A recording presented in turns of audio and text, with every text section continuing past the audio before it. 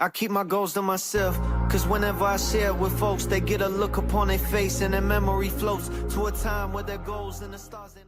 What's good? We're going to get into TNA Impact from April the 30th, 2026. This was a pretty okay episode of TNA. And we are going to talk about the ratings. They are bad. They're very bad, which is not good. It's not good. Again, the biggest problem with TNA is their roster. They have a weak roster. They, just like NXT, are in a rebuilding stage. So hopefully TNA can pick up the vast majority of releases that were released from WWE last week. So hopefully they can get like Aleister Black, Zelina Vega, the Wyatt Six, Apollo Crews. For the tag team division, Tyson and Tyreek. They need some fresh new talent. They really need it bad. So they really need to be making plays to get guys that were released last week from WWE, because if those guys want to go back to WWE, their only pathway is through TNA, right? So hopefully TNA will be able to get said talent in due time. They have to wait 90 days, but hopefully they've already started making plays to, bring in those groups of people. There is a possibility that TNA could bring back the Motor City Machine Guns, but I doubt it. I think Tony Khan's going to probably offer them so much money that they can't turn it down. So, there's that. All right. Let's go ahead and get into the ratings. And they are not good. But I figured that they wouldn't, because last week's show wasn't that good. So, on April the 23rd, TNA Impact averaged 175K viewers with a 0.03 in the 18 to 49 demo. That's not good. That's very, very weak. I don't know. I think it could be because TNA has nothing going on at the moment right now. They're kind of like at a standstill. And I figured they would do kind of bad with the ratings because it just wasn't that good of a show. I mean, you had Mike Santana versus Rich Swann, but doing a title match on television doesn't always guarantee you a bunch of viewers, right? And they did Matt Hardy and Dutch on that show. So, I mean, what did you expect? But I don't know. I figured they're going to hit some slumps for right now. They're still going to hit slumps. I mean, it happens to all televised pro wrestling shows. WWE goes through it, TNA and AEW. So the big three, they all go through it. So it is what it is. Hopefully they can get the ratings up within the next couple of weeks. So hopefully they can do well in the month of May and possibly in the month of June, because June is Slammiversary, which is kind of weird. Slammiversary is always in July, but for this year it's in June. And they need to really begin to build Slammiversary very, very strong, because it's their version of SummerSlam. So they have got to really have all hands on deck and make the biggest show possible they can for the summer. So they've got to really hit this out of the park. And they only have really about a good month and a half. Basically about, yeah. Well, no. They've got It's late June, so they've got time. So they've got about well over a month, but they've got to begin to start building for Slammiversary. I would say within the second week of May. So hopefully that does begin to happen.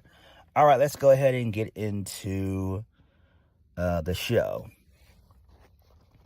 So we kick the show off with the first match of the night. Jeff Hardy defeats Vincent. So the match was so-so. It was all right. You know, Jeff Hardy can still go here and there. So towards the end of the match, the lights go out. Broken Matt Hardy shows up. He scares off Vincent off the top rope. The lights go on and off again. Vincent is laid out. And then Jeff Hardy hits the Swanton Bomb. 1, 2, 3. So there's that. This actually makes sense. Again, it's 50-50 booking, you know. Dutch won last week. Jeff Hardy won this week. So clearly this is going to lead to a Righteous versus Broken Hardy's cinematic match of some sort. Broken Rules or something like that. Probably that's what they're building. Probably they could do that on television and pop a big rating for that. Because people love the Broken Hardys, which I do too, but I'm kind of not really into that anymore because they've done that way too much. But it is what it is. But I mean, if they do it sparingly, it's fine. But they did it a lot like 10 years ago. They did it a lot 10 years ago. So yeah, but it is what it is. This is fine, but we got to end this shitty Righteous Hardy's feud because this shit ain't working. It ain't working out. The math's just not mathing, in my opinion.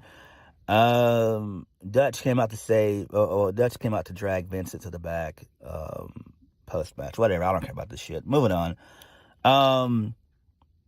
G. Miller interviewed Frankie Kazarian. He promised to win the first Walk of Elijah match, and then he started yapping some more about matches that he's won in the past and everything else. Who gives a shit? Again, this is the problem with TNA. Why are they still relying on Frankie Kazarian, Moose, Brian Myers, Eddie Edwards, Diener? Those guys should be moved out of the way. Make those guys producers. It's time to move on from those guys. What the fuck are you doing, TNA? Move on. Damn. Moving on, this leads us into Adam Brooks versus Mustafa Ali for the TNA International Championship. Mustafa Ali retains. He wins via the 450 for the 1, 2, 3. So that's fine. It is what it is. Adam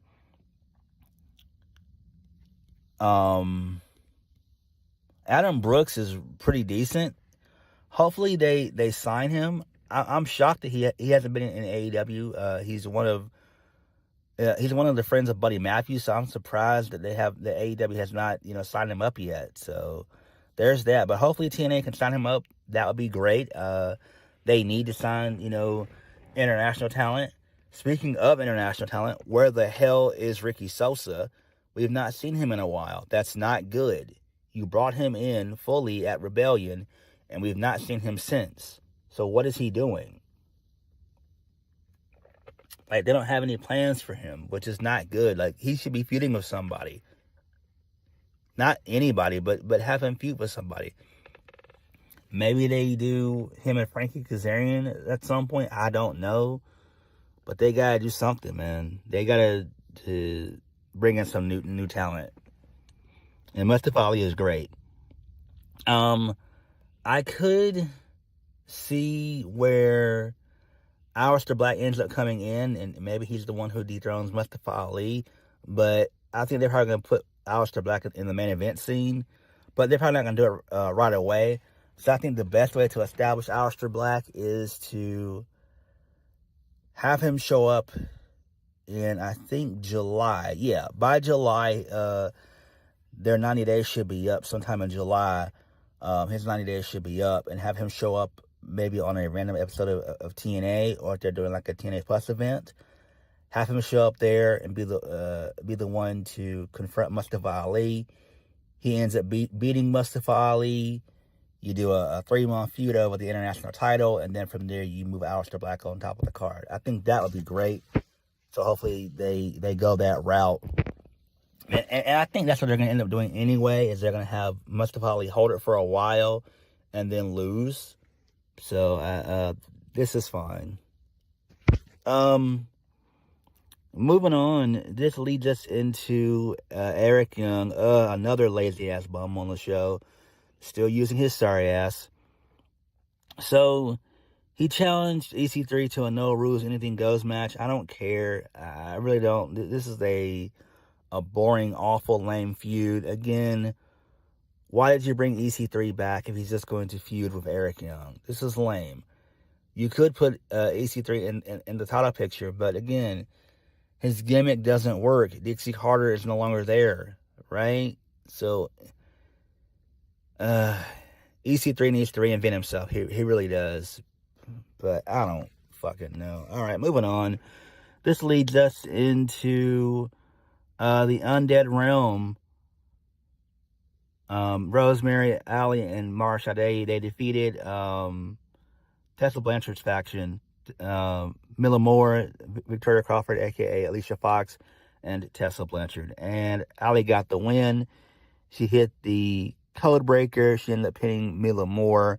So that's fine there. At least they're protecting,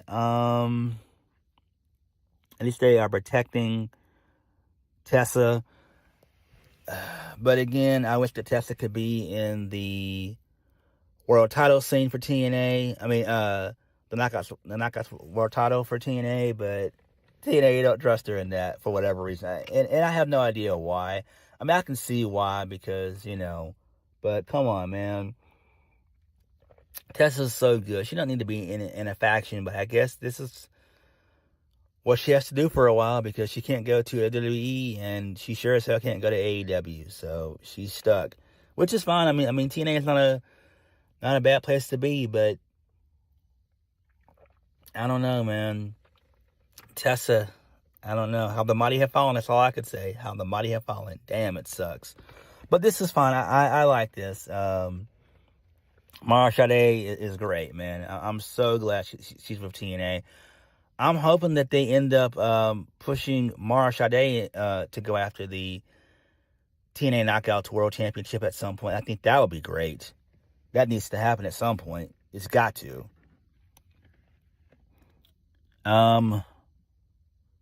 Moving on, this leads us into the TNA injury report. So both Mike Santana and Rich Swann, they're cleared, but they got the night off, which is not good. So Trey Miguel, he's still sidelined after the knee injury he suffered at Rebellion, so he'll be out for a little bit. Maybe he'll show up in May or June. Don't know when.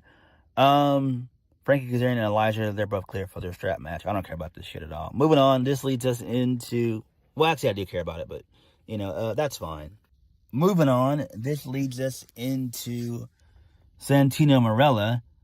So, he is back. He's basically been reinstated. So, I'm guessing the suspension has been lifted from when he and Indy Hartwell attacked Stax and Ariana a few weeks ago. So, that's fine. So, that angle is done with. So, Santino Marella, he made some matches. He's going to make Leon Slater and Moose versus Eddie Edwards and Cedric Alexander to make up for the 2-on-4 match they had a few weeks ago. It's going to be a fair match. And then he also announced that it's going to be Nic Nemeth and Casey Navarro versus the System for the tag titles. And it's going to be Xia Li versus Ariana Grace for the Knockouts title. And Xia Brookside is banned from ringside. So, that's fine. It is what it is. And he says that the star witness, Indy Hartwell, is back. So there is that. Whatever. So Indy Hartwell, she ended up coming out, cutting a quick little promo. She came out from the crowd. She challenged Ariana Grace. She said, whoever has the title or not, whether she has the title or not, she's gonna be first on her list. Whatever. I don't care about this. Why are we still using Indy Hartwell? Why? Moving on, this leads us into Mike Santana. He was on the show. He wanted to talk about his match with Rich Swann, but Nic Nemeth showed up and with his Call Your Shot gauntlet trophy to remind Mike Santana that he still had a world title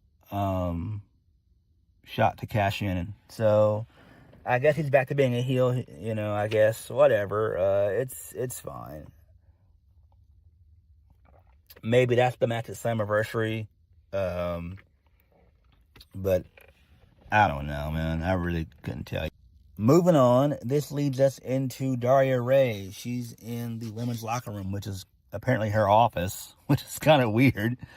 So she was on a conference call. She was talking to some guy, called him sir and everything. So he wanted to confirm everything to her, that all the matches that Santino made are legitimate. They're legit. So, okay. Then Indy Hartwell shows up.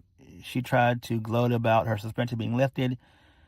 And Daria Ray threatened her with contract negotiations, saying that her contract's almost up, which is great. So that's probably not true.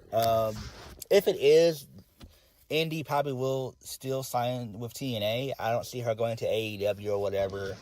And she's still working the indies anyway, so there's that. Whatever. I don't care about this. I'm hoping that Daria Ray, aka Sonya Deville, sticks around with TNA. Again, she's only with TNA for 6 months, so hopefully at some point they can come up with something, because her 6 months will be in basically July. So hopefully by June, around Slammiversary, hopefully they can strike a deal and she can still work with TNA. But then again, you never know. Maybe Daria doesn't want to do wrestling anymore. Maybe she just wanted just to do authority figure stuff, and that's it. So who knows?